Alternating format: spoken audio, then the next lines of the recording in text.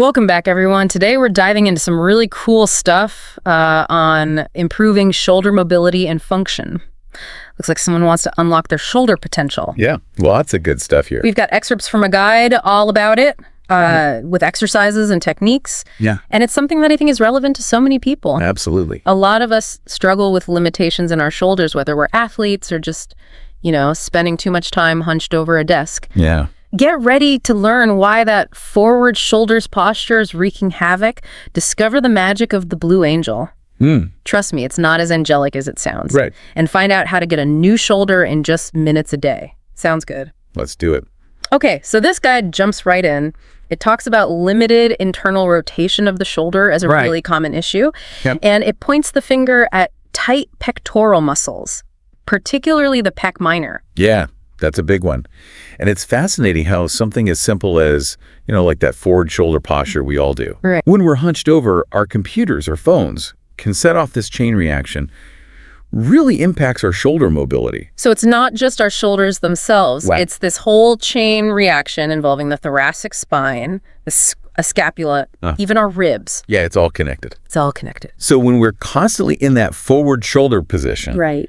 that pec minor gets shortened and tight, which then restricts the shoulder's ability to move freely. Okay, so it seems like the key is to address this tightness in the chest and shoulder area. And the guide suggests anterior compartment mobilizations, which target the root of the problem rather than just stretching the shoulder itself. Right. And it even claims we can see results with just 2 minutes of work on each side. Yeah, that's huge. 2 minutes. And one of the techniques they highlight is the Blue Angel. Now, before you get any heavenly images in your head, Okay. I gotta warn you, it can be a bit intense. Oh, intense. I like it. But the results are often worth it. The guide does mention that the Blue Angel incorporates several techniques: tack and spin, contract and relax, Yeah. pressure wave, and floss. Right. Now I'm picturing dental floss. Uh-huh. Yeah, I don't know if I like where this is No, going. not quite that literal. Okay, good. Let me break those down for you. Okay. They're all ways to release tension in the fascia, that connective tissue that surrounds our muscles. Right. So tack and spin involves pinning down a spot in the fascia with a tool like a ball, and then moving your body to create a twisting motion. Okay. You're essentially, you're unsticking the fascia from the underlying muscles. What about contract and relax? I've heard of that for stretching. How does it apply here? Similar principle. You contract the muscles around the area you're working on, which helps to engage the fascia even more. Okay. And then you relax, allowing for a deeper release. Yeah. Then you've got pressure wave, which involves using rhythmic pressure to stimulate blood flow and relax the tissues. And finally, flossing is a technique where you use a tool like a band to create compression and then move your limb through a range of motion. So you're essentially flossing out the fascia. So the Blue Angel combines all of these to really target those fascial restrictions in the chest and shoulder. Precisely. And what's brilliant is it targets these specific fascial lines that run through the chest and shoulder, these interconnected pathways that can impact movement throughout the entire upper body. Wow. So by releasing those restrictions, you're untangling the whole system. That makes so much sense. Restoring optimal movement patterns. It's like we're unwinding years of hunching and tightness. Exactly. How do you actually perform this Blue Angel? The guide mentions variations, like doing it on the ground, against a wall, or even with a smaller tool like the Gemini. Yeah, there are options depending on your comfort level and what areas you want to target. Right. One common way is to lie face down with a ball positioned under your collarbone between your chest and shoulder. Okay. You lean your weight onto the ball and move your arm in specific ways to target different areas of the pecs and shoulder. Gotcha. Using those tack and spin, contract, and relax techniques. I see. So you're really scouring the area with the ball, getting deep into those tight spots. And you mentioned a wall variation.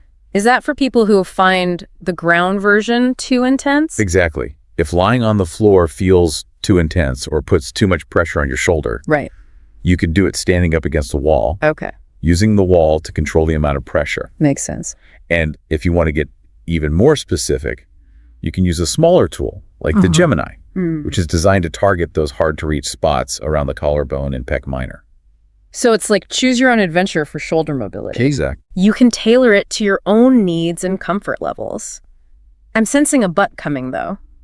What's the downside of this magical Blue Angel? Well, as we mentioned, it can be intense. It's not uncommon to feel some discomfort, even a bit of pain, Right. as you work through those fascial restrictions. Remember that pain scale the guide mentions? Yeah.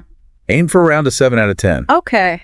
Challenging, but not unbearable. Good to know. I'm starting to understand why you called it intense, Yeah. but I'm also seeing why it's so popular. Right. Sounds like a really effective way to address those deep-seated restrictions that can limit shoulder movement. And while the Blue Angel's a great starting point, the guide doesn't stop there. Of course not. There are other techniques designed to address different aspects of shoulder mobility, and we'll delve into those next. Okay, I'm ready to move on to the next level of shoulder liberation. What's next on the agenda for unlocking our full potential? Well, now that we've tackled the chest and anterior shoulder with the Blue Angel, let's move on to another technique they highlight. The barbell shoulder shear. Yes, the guide calls this one the key to unlocking internal rotation, and even suggests it can feel like getting a new shoulder. Right. I have to admit, using a barbell for mobility sounds a bit intimidating. I can see that. Why a barbell for this? Wouldn't a foam roller or a lacrosse ball be safer? Yeah, I understand why you might think that. Right. But the barbell actually offers some unique advantages. Okay. Those other tools can be helpful. But the barbell's shape and weight allow us to apply very targeted pressure and create a shearing effect Okay. that's particularly effective for releasing deep tension in the anterior deltoid. So we're not actually lifting the barbell, No. but using it more like a tool to apply pressure? Exactly. It's all about using it strategically to release those tight tissues in the front of your shoulder. Okay. And the results can be pretty remarkable. The guide definitely emphasizes its effectiveness. Yeah. But it also stresses the importance of proper form Right.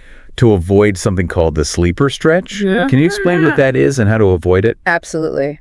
The sleeper stretch is a common mistake people make when trying to stretch their shoulders. Right. It involves lying on your side and letting your arm hang off the edge of a bed or bench, Okay. which can put stress on the shoulder joint and ligaments. So it's not actually a stretch. Right, It's yeah. more of a strain. Exactly. And that's what we want to avoid Okay. with the barbell shoulder shear. Gotcha.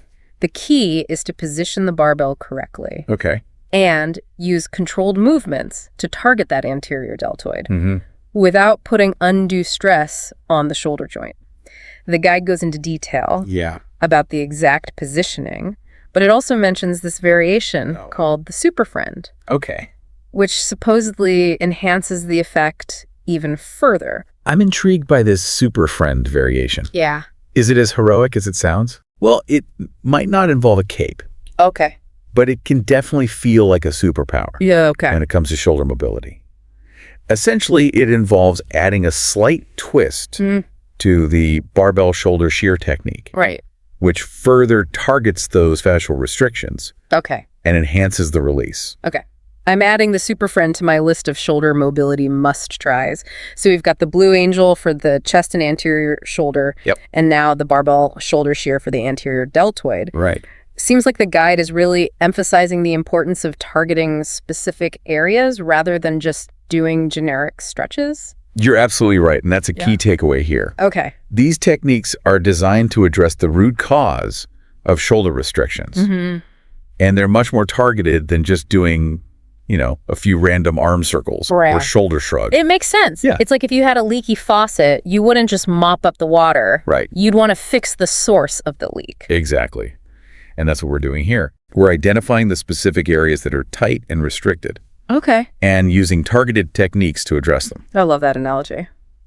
Okay, so what's the next leak we need to fix in our quest for shoulder mobility? Well, the guide next introduces this bilateral internal rotation mobilization. Okay. This technique is fantastic because it addresses both extension and internal rotation. Oh, a 2-for-1 special. I'm always up for maximizing efficiency. There you go. How does this mobilization work? It involves lying on your back with your hips bridged Okay. and your hands maneuvered under your lower back. From there, you slowly lower your hips toward the floor, Okay. which creates a stretch through your shoulders. And the guide emphasizes keeping the shoulders pinned back throughout the movement, right? Yes, absolutely crucial. It's so easy to cheat and roll the shoulders forward. Right. which defeats the purpose. Yeah. Having a partner apply pressure to your shoulders can be incredibly helpful here. Oh, so this is where having a workout buddy comes in handy. But even if you're flying solo, it sounds like this mobilization can be really effective. For sure. What are some of the key benefits besides improving extension and internal rotation? Well, one thing the guide highlights is that this mobilization makes your compensation patterns visible. Oh, interesting. Yeah, it's like it shines a spotlight on any sneaky ways your body's trying to cheat the movement. I see. You become aware of those tendencies and can then consciously correct them. That's fascinating. It's like you're not just stretching your shoulders, you're also gaining valuable insights Yeah. into how your body moves. Exactly. I love how the guide puts it. It makes the invisible visible. It's the great way to describe it. And that awareness is key to making lasting changes in your mobility. Right. By becoming aware of your compensation patterns, you can start to break those habits and move more efficiently. Okay, I'm already adding this to my list of techniques to try. Awesome. But before we get too carried away with all these exercises, Right. let's take a step back and talk about the bigger picture. The guide stresses the importance of using targeted techniques like these, but what makes them so different from generic stretches? Why is this approach so important? That's a great question. The techniques we've been discussing are designed to address the root cause of shoulder restrictions. Okay.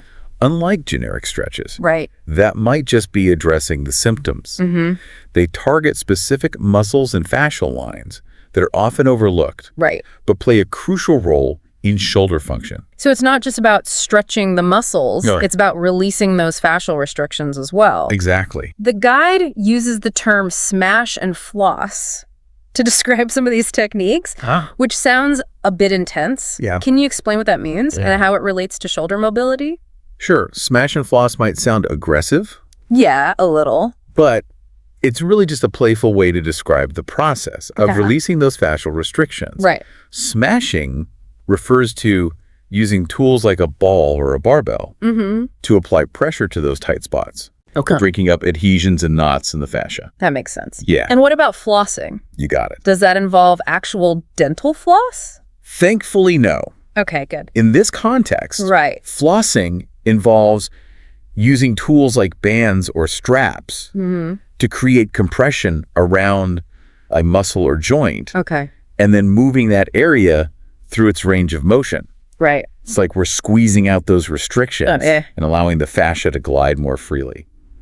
It's amazing how much we're learning about fascia. Right. I feel like we often just focus on muscles. Yeah. But fascia seems to play such an important role in mobility as well. It absolutely does. Fascia is like this web that surrounds and connects all the muscles and organs in our body. Right. And when it's healthy and mobile, Yeah. it allows for smooth and efficient movement. Makes sense. But when it gets tight or restricted, it can pull things out of alignment and limit our range of motion. So by addressing those fascial restrictions, we're not just improving shoulder mobility. Right. We're also improving overall movement and function. Precisely.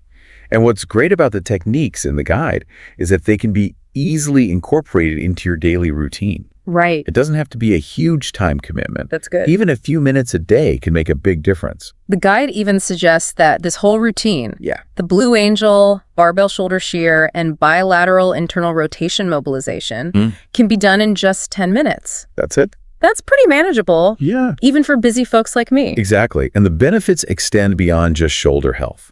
Okay. Improved shoulder mobility can have a ripple effect throughout the body, How so? improving posture, Right. reducing neck pain, even boosting athletic performance. Wow. That's Yeah. impressive. It's like a domino effect of positive changes. Yeah, it really is. But it's not just about the physical benefits, right? No, I've been thinking about how this connects to the mind-body connection. absolutely. It seems like these techniques can also help us cultivate a greater awareness of our bodies. When we take the time to focus on our movement, Right. to really feel what's going on in our bodies, Yeah. we develop a deeper sense of self-awareness.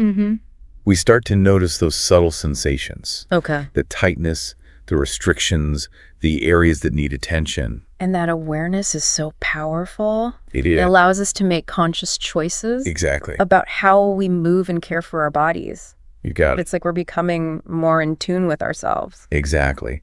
And that's a key aspect of this whole deep dive. It's not just about learning a set of exercises. It's about cultivating a mindful approach to movement. Okay. and developing a deeper understanding of your own body. I love that. It's like we're empowering ourselves to take charge of our own well-being. That's the ultimate goal. And with the knowledge and techniques you've gained from this deep dive, you have everything you need to start unlocking your full shoulder potential. Well said. And to our listener, we encourage you to explore these techniques, experiment with variations, and most importantly, listen to your body. Yes. Find what works best for you and make it a part of your daily routine. Absolutely. Until next time, happy mobilizing.